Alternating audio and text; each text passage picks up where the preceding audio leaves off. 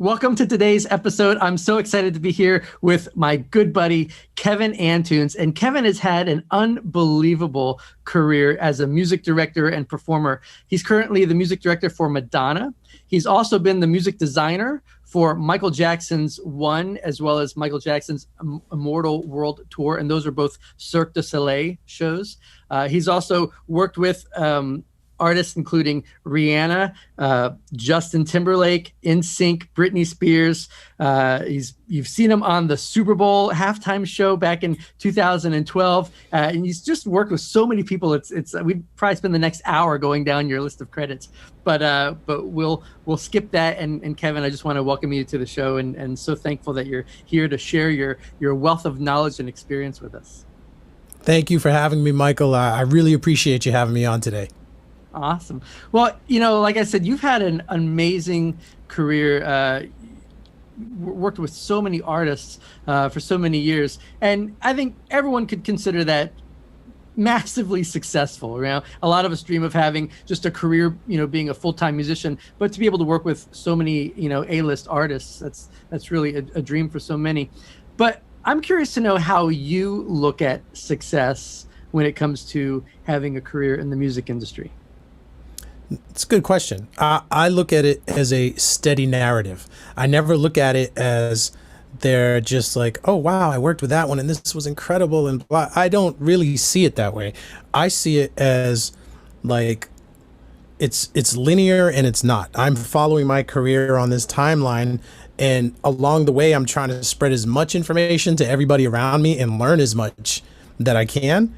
And I'm constantly looking for artists that challenge my skill set and make me grow as a person. So it's not just, oh, I'm gonna go take this job because they're paying this amount of money. Most of the time it's like I want to find out a little bit about the artist, what their whole thing is, what inspires them, what team they have around them, and what people can I bring to ornament that team and make it better. So those are the things that I look for, and that's how I view success is the continuous interpretation of art. Now, one of the things I think is actually really amazing about your particular situation is that you don't live in a major music city. You're not in New York or Los Angeles or anything like that. You've been outside of Orlando for quite some time. Yes, I've been parked here for 21 years now. And that happened because I think in 98,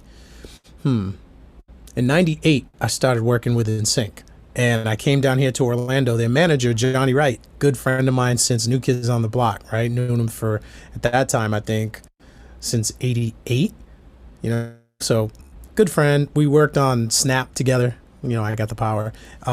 He said, I got this group, right? He was already on tour with Backstreet Boys. He said, I got this other group. They're coming up. They're called NSYNC. They're going to be incredible. So I came down here to Orlando to meet him, and then, fast forward, I ended up working for him, and we were spending so much time here in Orlando. And at the time, my daughter was just born. And then I started working with Brittany down here in Orlando, and it just looked like a good place to raise a family because we were living in the New York area because I'd finished working for Atlantic Records at the time when I took the NSYNC job. Okay. And I thought, you know what? If I come down to Orlando, I'll be able to get more property, better lifestyle, better schools. That was the big one, Yeah. And that was it. Cost of living was low, no state income tax. Yeah. It's interesting. I didn't know that you moved there in 98. I moved to Orlando in 97.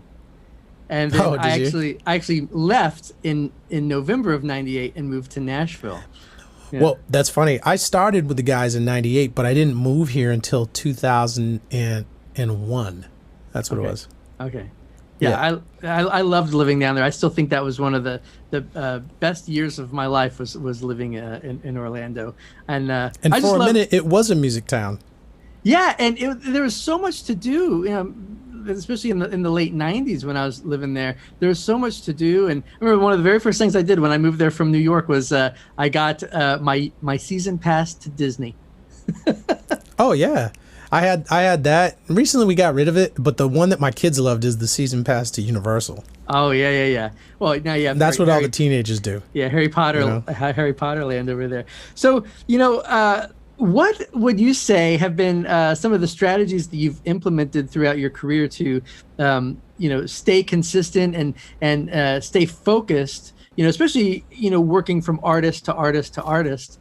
So that you're constantly, you're focused, and of course, there's always the rejection that we get too. So how do you stay focused during those times that also we have rejections where we don't land the gigs or whatnot? Yeah, for me, staying focused on the job at hand, it's really about knowing the artist that you're working with and trying to do your best to maintain their original artistic intent from what they did in the studio and from what they did in their previous concerts prior to me getting involved, because I'm also the keyboard player as well as musical director. So trying to make sure that those things are first and foremost in my mind, that is where I spend all my time, because I have my thoughts on music, things that I love, my personal preference set of how I would put a show together. But if it doesn't match up with what that artist is, I always take the lead from the artist, because it's about them. It's not, I'm there to serve their artistic needs, and at the same time try to find some common ground so I can express myself too, because I'm an artist as well. But Right. it'll never, outshine what they want. So that's one. The other thing is time management, because there was a moment where when I was working for NSYNC, it seemed like everybody started calling all at the same time, like from Brittany to like Nick Lachey to Ciara. Like when she first started with Goodies and all that, that was me that put all the bands together, Janet Jackson. So all these things were happening at the same time. So I had to really pay attention to time management, meaning if I'm working with, say, artist A, but during a day off, I know I have all that free time, I'm going to schedule myself in my calendar so I see it. All right, work on this particular artist so that I can send out a DAT tape or the audio files to them. And then the next day, I know I have sound check later in the afternoon, so I have like a window of like 4 hours where I can work on something else. So I was trying to multitask like a champ. So time management and multitasking was huge. The other thing is really to be respectful and be kind of all of those that you're working with and all of those around you, because I would never want the artist that I was working with at the time to think they weren't my main thing, that I was like trying to like really work 3 or 4 or 5 different jobs and theirs was suffering. As long as the main artist that you're with, that you're really blowing it out the water with them, that's how you earn the time to go ahead and invest it elsewhere. The other thing is I'm a control freak. I like to do everything by myself. I started off just a keyboard player, and I learned how to program early in my career because we couldn't, in the band I was in, we couldn't afford a computer programmer to do all the sequencing and stuff. So I started doing that. And it's like everything along the way, I pick up these different skill sets because either the people I'm working with don't have that in their camp, or they're not going to outsource it and pay for it. So I just kind of gravitate towards it and figure it out. Yeah, and a lot of things have changed just in music and in production and whatnot, just in the last 20 years, obviously. So you've obviously taken a lot of initiative to, learn and educate yourself, on those changes so that you could, program and become a valuable service to everyone that you're working with, right? So aside from like hopping on YouTube, right, and learning stuff on YouTube with YouTube tutorials, how are you constantly educating yourself and growing and learning all the new gear, all the new plugins? Obviously, you've done a lot of production work with the Cirque du Soleil shows. How did you learn all that stuff while you at the same time we're working with all these different artists? Was that just getting on YouTube, or were you reading? Well, the thing is stories? if you're a nerd, a tech nerd, and a tech geek, these kind of things you just like to look into. Like once Isotope came out, I was all about it. I love everything that they do. Love all the different plugins that they've created. Native Instruments, once they came out with their whole suite of things, I just fell in, just like jumping in a swimming pool. And I just would spend hours upon hours trying to figure it out. And I'm not one to read the manual first. The one thing I'll read manuals for is to learn how to save and back up. After that, I'll just go through and just find my way through, and then I'll go to the manuals if I need it. So once I start looking into different pieces of software, because constantly I'm always listening to music. And the thing that I find now that's a challenge for musicians today, music's changed so much where a lot of the things that we hear aren't things that you can just play. Can't just go out and play some of these patches because they're either side chained or they've got 5 different effects on top of it. You're not going to find it in a keyboard. You won't, because everything's overly treated or it's stutter edited. So, trying to figure out ways to do that live, now it's like a huge challenge. It's not as simple as, oh yeah, let me just get a drummer, a bass player, guitar player, a keyboardist, a few background singers, we're good.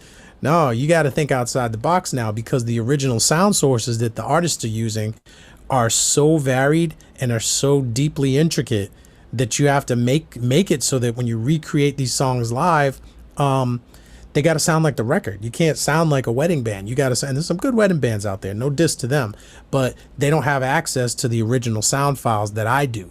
So I can actually take these things, make the synth and drum patches sound just like their records, and then rearrange the arrangement for a live performance. So a lot of the things I do now is if I can't get in touch with most of the time I have the multi-tracks, but if I can't get in touch with the original producers, I'll make sure that I get in touch with the original producers. I want to know what patches they used, what drum programming they used.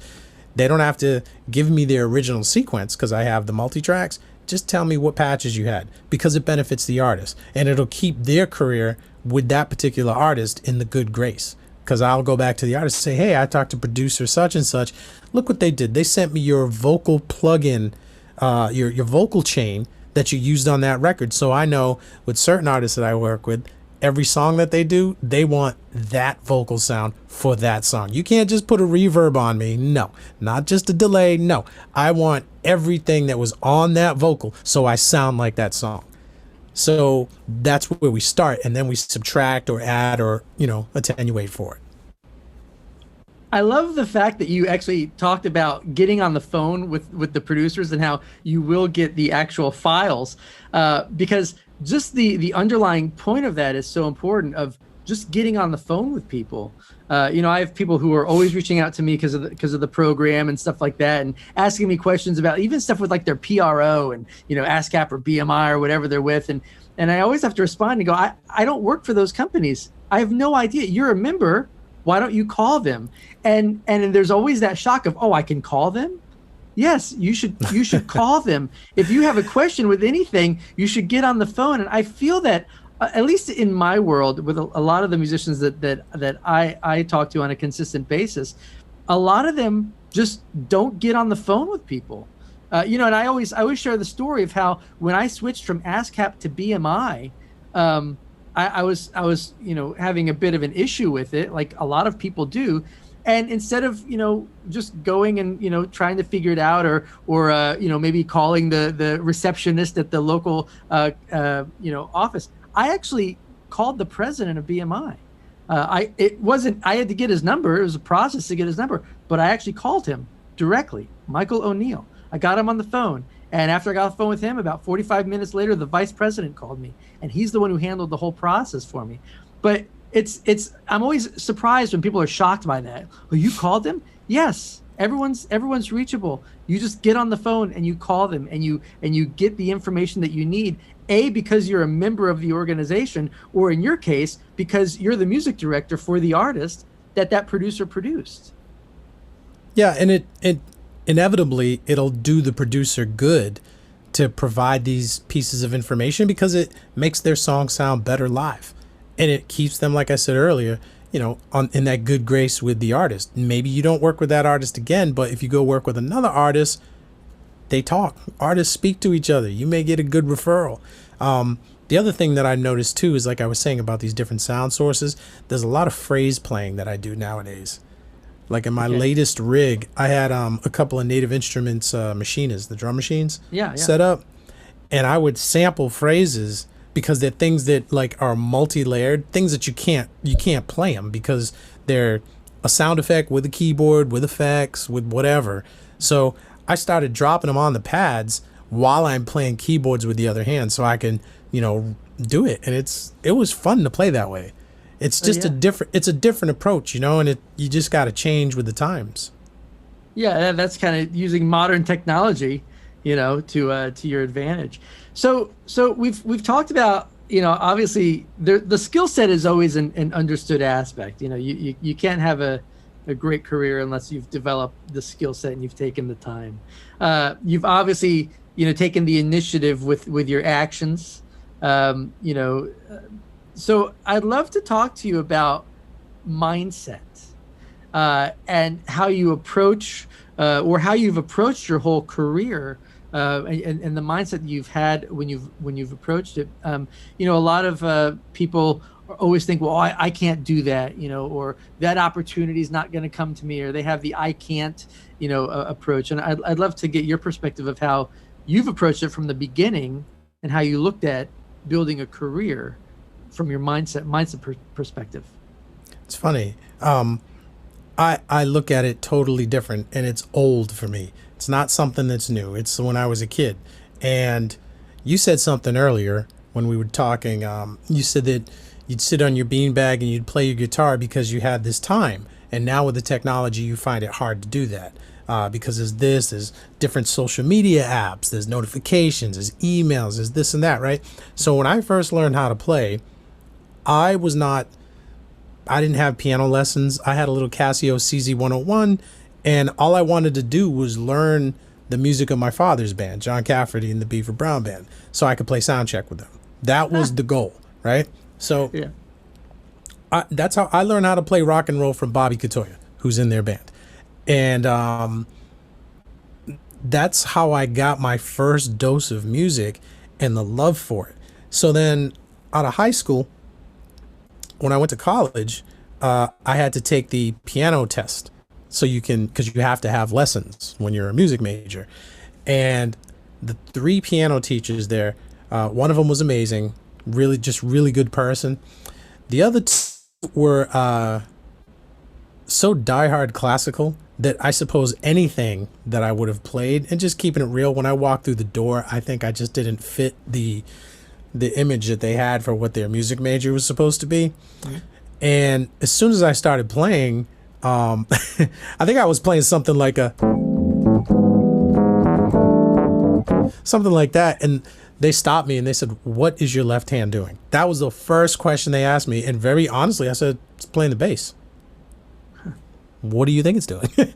They expected me to, to do that. And ever since that day, and then that whole 2 years at that school, it was, he's just not good enough. He just never had lessons. He's always going to struggle.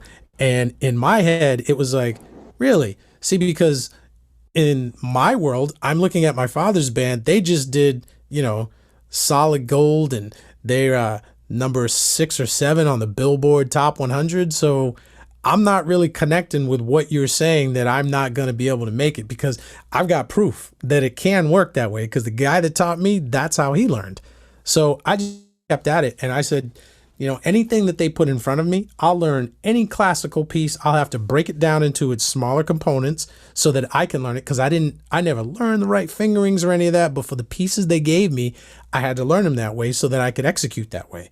And that's something that I do even to this day. If I have to learn, music licensing, I'm going to go to one of the best, and I'm going to check out how they do it.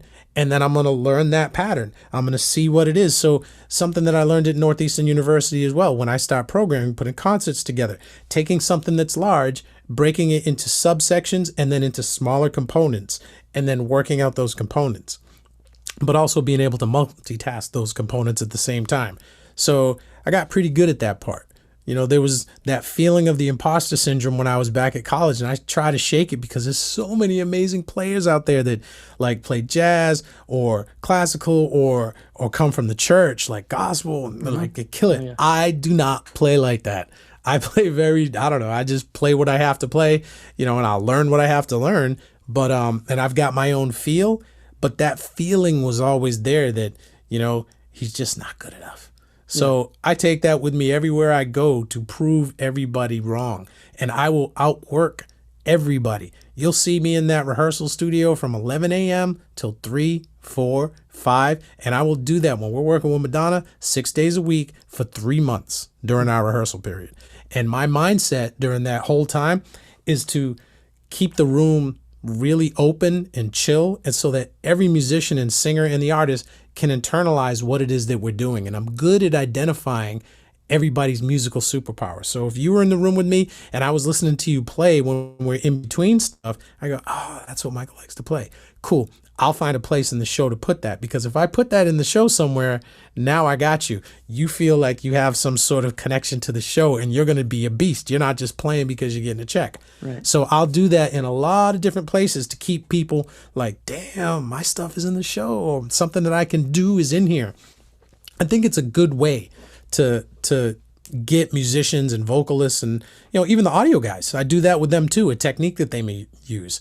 So I try to keep everybody involved, and, you know, scheduling is always tough, but that's the mindset. Is there's this hard-headedness and this determination and grit where once we start, you know, you're going to have to kill me to make me stop.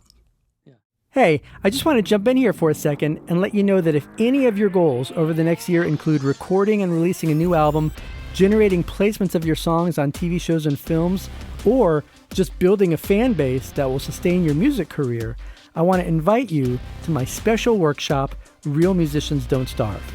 Now, in this workshop, we're going to focus on the 3 keys that are essential to your success, and you're going to walk away with an extremely powerful strategy that allows you to create your own wow factor. And this gives you the power to attract musical opportunities to you instead of constantly struggling and chasing after them. Now, you can check out this workshop for free at realmusiciansdon'tstarve.com/workshop. And once again, that's realmusiciansdon'tstarve.com/workshop. Now, back to the podcast. So I totally resonate with that. I didn't go to music school, but I didn't have that education, in my background, and I think it was beneficial to me to some degree, but even more so, I think that the attitude, like what you have of like, no, I'm hard-headed, I'm going to make this happen regardless of what you think. I think that is probably the most important thing, regardless of if it's music or any type of career that you're having, because that is ultimately what's going to inspire you to put in that amount of work. And, you know, oftentimes you see people, I've met so many unbelievably talented musicians, as I know you have throughout your career. But I've met so many unbelievably talented, naturally gifted musicians who walked away from music because it got a little hard for them. And yet, a lot of times, the ones who became successful, at least the friends that I know who became successful, they're not the most naturally gifted people. They're the ones who had the work ethic. And stepping outside of music, I think you can look at like everyone always talks about him, so I hate to bring him up again, but you have like it's like the Tom Brady situation, right? He was drafted like what, 199th or something like that. I mean, I'm from Massachusetts, so yeah, I've got nothing bad to say about Tom Brady. Of course. But he was an overlooked quarterback who was going to be a backup quarterback for Drew Bledsoe, right? But arguably, you know, the best quarterback in history, especially statistics wise, as far as Super Bowls go, right? But at the same point, you know, here's a guy who got there because he worked so diligently. And I heard him actually, I read a quote that he had. I forgot what it is off the top of my head, but paraphrasing it, he basically says that. He goes, a lot of times the people who are naturally gifted don't put in the amount of work that the rest of us, you know, who aren't naturally gifted do. And that's the reason why that will always trump, you know, that work ethic will always trump the natural ability. Yeah, I can definitely relate to that. And I try to make sure that I've had different musician lineups over the years. And when I think it's important as a musical director that you can identify the two, because the ones that are naturally gifted, everything is so effortless. And I find that when we're in a rehearsal, those are the people that tend to get bored really quick in rehearsal. So I have to find a way to keep them energized and in the moment, because they're not ones that really want to repeat things all the time. And it's important in that line of work when you're doing concerts that there's a frame. Once you put the show together, everybody has to play within that frame. You know, so it's like if you're going to a Broadway show, you're going to see the same show night after night after night. There's minor things that change, but it has to be performed the same way. So I try to make sure that everybody's on board with that. Now, here's a question that I just always love to ask, and this is gonna go all the way back in time. If you could go and have coffee with yourself at 20 years old, sit across the table, maybe at a diner or something like that, and you could give yourself 2 pieces of advice at 20 years old that you would do differently in your career now, what would they be? Okay, I got you. 2 things, right? Yeah. When I was 20, it was 1990. I was on the Magic Summer Tour with the New Kids on the Block, right? The business manager, his name was Bob Wolf. He's the very first sports attorney. So like he helped on the movie Jerry Maguire. They named a character after him. I think they called the guy Dick Fox, but named after Bob Wolf. But so Bob helped the New Kids manage their money. And you never heard any stories about the New Kids being broke. That's because a couple of those guys invested in Microsoft back then. So that's first. I would have invested some of my personal money in Microsoft the way they did. The second thing I would tell myself is I should have learned golf back then when I was 20, instead of waiting until I was like, 33, 34.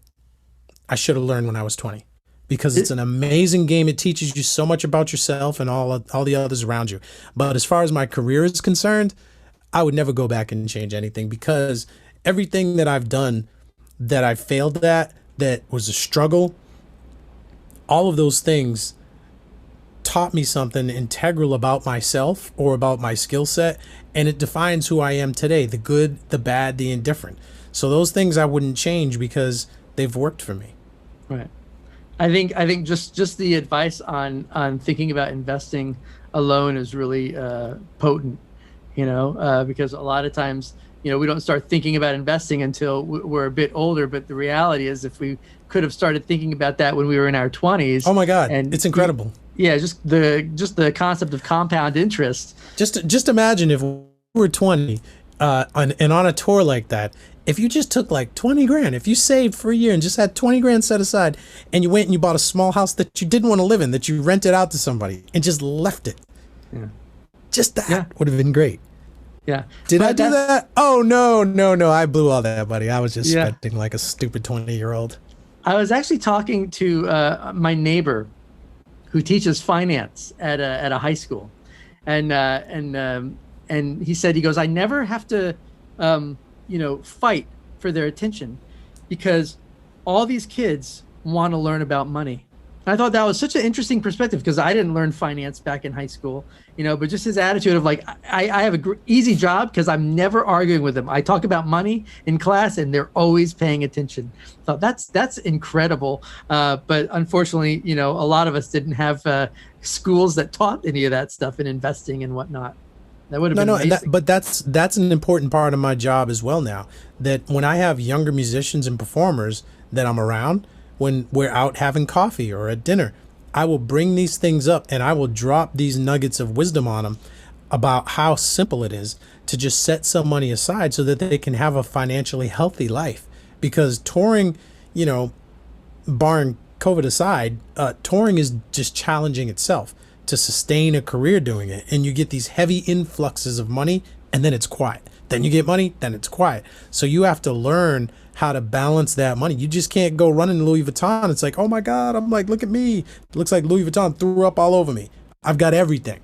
But now you don't have anything in the bank. You have to like watch what you do. Money is something that you have to pay attention to if you want to be on tour. Yeah, and there's the fact that a lot of stuff with the business as a whole is inconsistent. Even the same thing with royalties.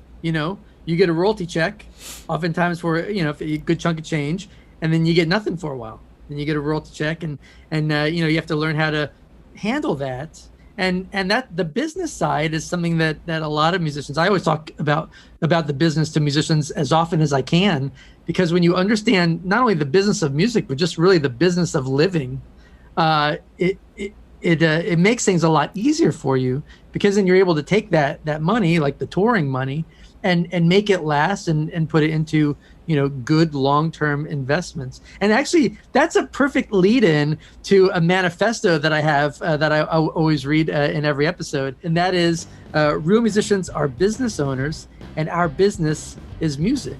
Now, a business is simply an organization where value is provided in order to make a profit. And unlike starving musicians who operate with a mindset of scarcity and fear, as success-driven musicians, we operate with a mindset of abundance, confidence, and service. We are doers, we are dreamers, we are creators, and we are achievers. We know that our true value is determined by how many people we serve and how well we serve them, because our truth is real musicians don't starve. I agree. Yeah. I focusing in on the business and focusing in on how you handle, cash and just how you treat your business as far as being a service to people, as opposed to having it being an ego-driven thing. Really, I have found is the difference between those who are able to do music on a consistent basis and make a good living at it, and those who end up struggling and trying to do music but never get anywhere with it. So yeah, I find that when I look at all of that, I find that there's a word that I hear it a lot on Clubhouse, networking, right? Yeah. That word, it's never sat right with me. I'm not mad at it, but to me, it's always about good quality sound relationships, right? Yeah. Because networking to me is, I got somebody's business card. I met somebody, they gave me their card. Look, I got a card, it's shiny. Great. A relationship like Motu Digital Performer, I know that on a Sunday night at like 9 p.m., if a computer crashes and I get all these problems, there's a number that I can call, because I've earned that relationship with these guys where I will have somebody get on the phone and talk me through whatever's going wrong, because they know that in the music business, these things, they're not limited to Monday to Friday. They can happen at any moment. And I have that relationship with a lot of companies that I've built their trust over the years. I've had them come to my shows during soundcheck so they can see the intricacies of my rig that's on stage and off, and kept them involved, and was of service of them. If they needed me to like shout them out somewhere, of course I'm going to do that. So that's just endorsers, but as well as like record company people or Live Nation and AEG, it's the same kind of thing. I've built up relationships with all these different businesses and people, not because I was trying to network, but because I genuinely enjoy meeting people and talking to people and learning about what brought them to where they are. If you do that, all of a sudden you notice that you can really count on these relationships in the future, because it's not just something just defined by, oh, I got this card because I met this person at this conference. That's cool, but it's not the same. It's being more authentic, as opposed to approaching connecting with others with the expectation that, oh, if I connect with this person, they'll potentially do something for me. Yeah. And I was going to say, the other thing is I've noticed over the years, like take NAMM, for example, the mindset when I go there and I look around the room is all the younger musicians, for the most part, are thinking, what can I get? Yeah. Instead of what can I offer? Yeah. That's big. I think you pretty much summed it up perfectly, because it like the whole, everything, every aspect of what we do in music is a service. Because if we want to do it professionally, there's always going to be a boss somewhere that we're working for in some capacity.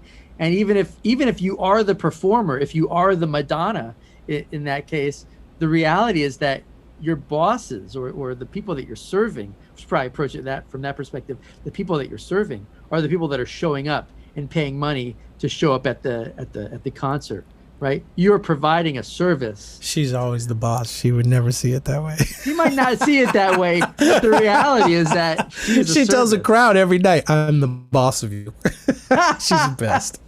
That's funny. And they love it though. They love it. They like, oh my God, Madonna, you're the boss. Yo, it's hilarious. She's got such a great relationship with her fans.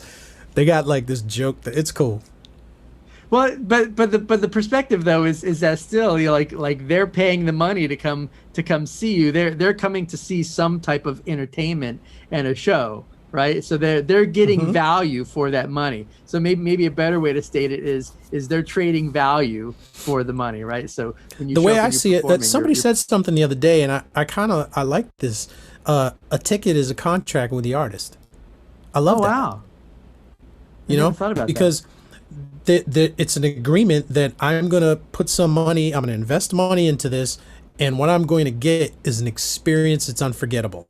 And it's our job as artists and performers to deliver on that contract. That's a perfect perspective. Kind of cool way of looking at it, right? That's a complete mind shift, but that's a perfect way of looking at it. I added my own stuff to that, but yeah. I kind of picked up the piece about it being a contract, and I was like, let me give that one a think. It's interesting. That's brilliant. Awesome. Well, Kevin, I appreciate you coming and sharing, your experience and your perspective of things. I know it's been extremely valuable for those listening. And like I said at the beginning, you've just had an unbelievable career with so much experience playing at such a high level with so many different artists for such a long time that it's really a privilege to be able to chat with you. Thank you. And thank you again, because I went through your course. I went through every segment of your music licensing course, and it's really, really good.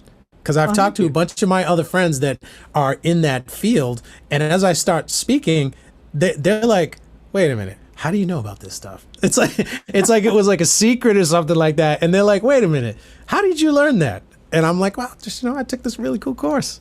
The funny thing is not to spend much time on the course, but I would go to events. I would speak at events, and I would walk away from some of these events just really angry that I would get up there and I would try and teach as much as I could in the short amount of time.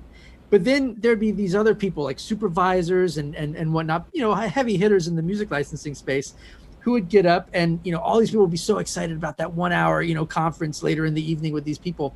And I'd go and I'd sit and I'd watch, and they would never discuss how to do it.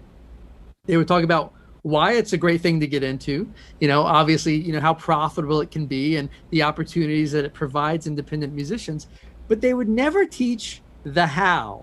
And I would be so frustrated because I think that I knew the information, but I'd feel frustrated for the other people there, because I'd be like, these people were so excited about this, but they didn't learn anything, Yeah. And so I thought, when I put together the program, I was like, I approached it from the attitude of this is a one and done thing. This is not going to be one of those things where, okay, now that you've done this program, now you get to buy this one to get it to another level. No, this is a one and done. This is everything that I know about licensing. It's everything you need to know about licensing, and so that was one of the things, because it is pretty secretive, And well, at its core, what I loved about it is you've built it up the right way, because you give the foundation and you show literally the steps that you need to take to prepare your music to be presented.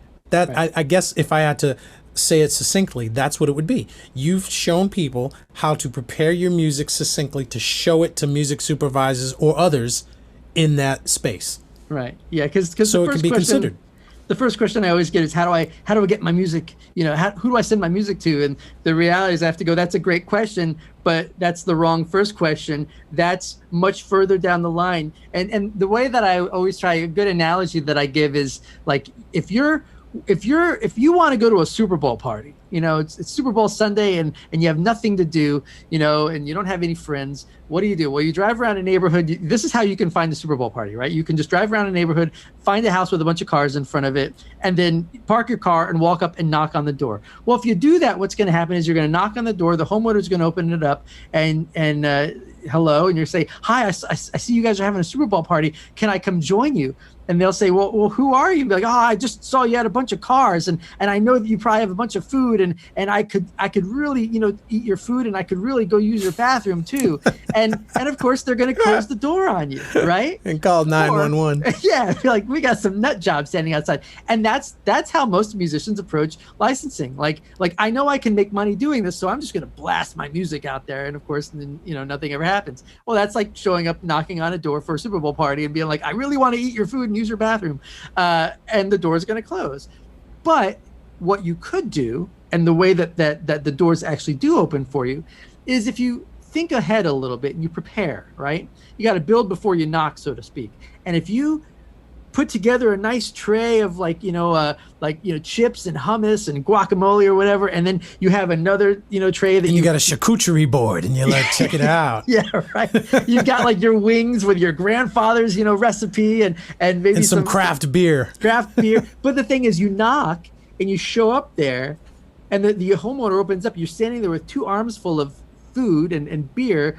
Hey, listen, I saw you guys were having a Super Bowl party. I figured I'd, whip up some wings and put together some, chips and guacamole and some beer and see if you guys wanted some. Well, the homeowner is going to go, hey, everybody, look what the new guy brought. And everyone inside the party is going to go, hey, the new guy. And you're going to be welcomed with open arms because you're bringing value to that situation. And that's really what I'm showing in the licensing course. I'm showing you how to show up to the party, right? How to knock on those doors with everything you need to have them welcome you with open arms.